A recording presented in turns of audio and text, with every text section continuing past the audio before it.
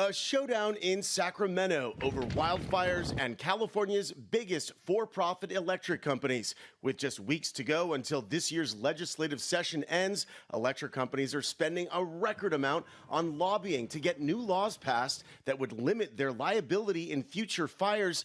Fire victims and consumer watchdog groups are sounding an alarm. This year, all three utilities are doing just fine. They're making big profits. They have big rate hikes. They got a lot of money in the bank. So they have to spend this money on lobbying to convince legislators they're in trouble, because they're not in trouble. If you're going to protect anyone, protect us, Eaton fire survivors, not the perpetrators of catastrophic fires. You don't have to lose your home to be hurt by wildfire. The electric companies also launched this public campaign called Wildfire Victims First, trying to convince the public that California needs new laws that limit how much attorneys can sue for after fires. The worst part is, in public, they're not even talking publicly to the media.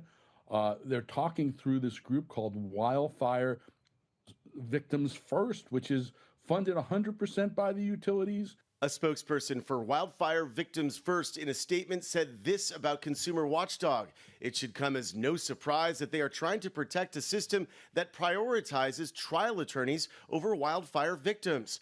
Fire survivors worry lawmakers and the governor are meeting behind closed doors to discuss protections for the utilities, but no one in Sacramento will confirm that on the record. I have not been subject to a quote-unquote lobbying campaign. Democratic Assemblyman John Harbedian represents Altadena. He says he's not aware of any pending legislation that would provide bailouts or any other new protections for the utility companies, but much can change in the final few weeks. I do think that my approach is we need to put wildfire victims and survivors first. We need to make sure that everyone who is affected by the Eaton or the Palisades fire is made whole. If you want to change wildfire liability policy, well then do it openly.